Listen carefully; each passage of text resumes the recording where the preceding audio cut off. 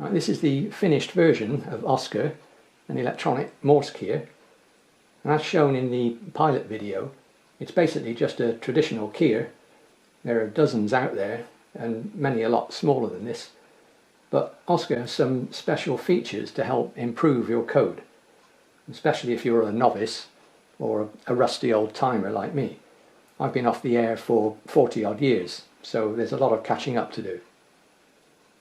So a quick spin around the controls.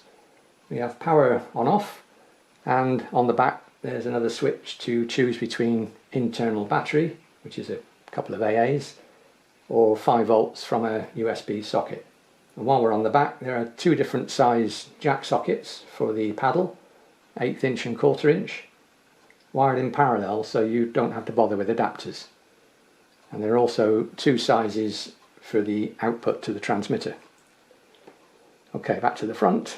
This is the speaker for the side tone. The transmit switch connects the signal to the jack sockets, so you can turn it off for practicing. I got display contrast. Pretty self-explanatory. This one scrolls through all the settings, and most of these have dedicated controls, so the display is only for information. The display changes as you turn a control and then switches back. Now, a few settings which don't have controls, such as these tolerance values here, can be changed with the ink and deck buttons. And these are the dedicated controls for pitch,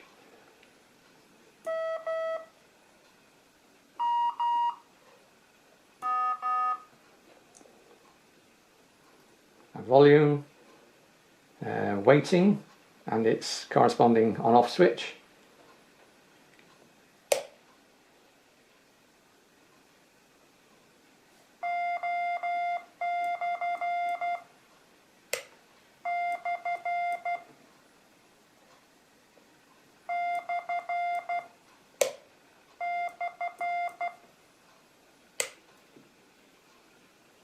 and the speed control. Now, these are all potentiometers or pots, so their value is always defined by their absolute position, no matter if the keyer is on or off. This is unlike the continuous rotary encoders. Now, the range of speed control is defined in the menu. Mine's set 8 to 25. But if we go to the menu, there's a minimum speed and a maximum speed. So you can limit this to something sensible for you. And in my case, I can't see me getting above 25 words a minute for a long time. So there's no point having the control go up to silly speeds. These buttons start and stop the built-in recorder, which holds a single recording for practice purposes. It records your actual key timings, so if you're unable to copy it on playback, well, you know what to do. Right, if you'll forgive the edit, I've just reduced the speed to 10 words a minute. That was a little bit too fast for me. So back to the buttons. The middle one toggles the display. It either shows the settings, as you've just seen, or a decode of your keying.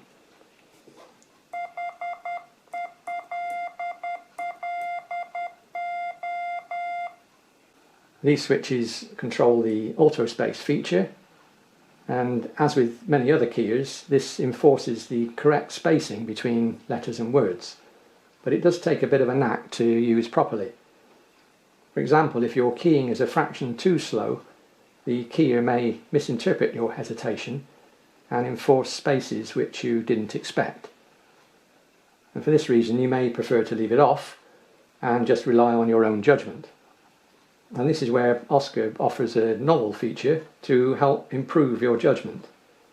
It flashes these lights if you've not left enough space between letters and words. There's red for letters, as they are the most critical, and yellow for words.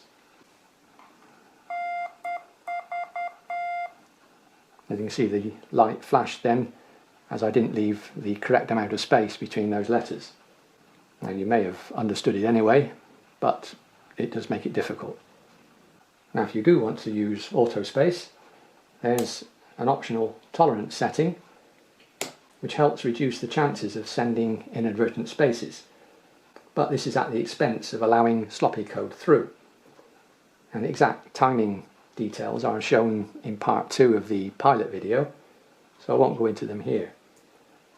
This type of feature can also be found on other keyers, but OsKyr offers further help by flashing these lights if you are relying on this tolerance feature.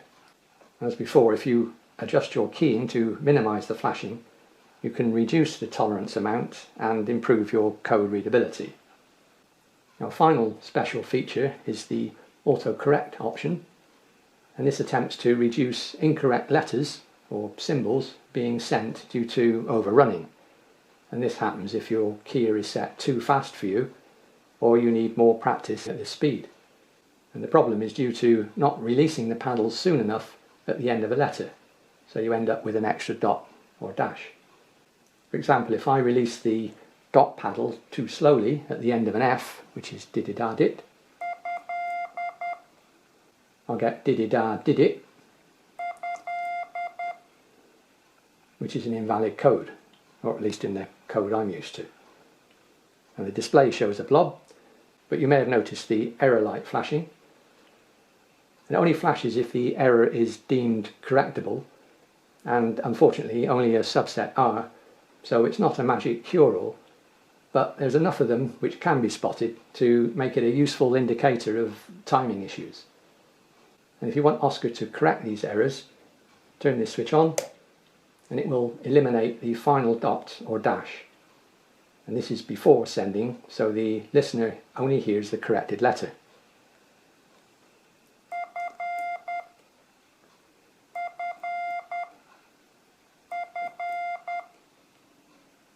Okay, that's it.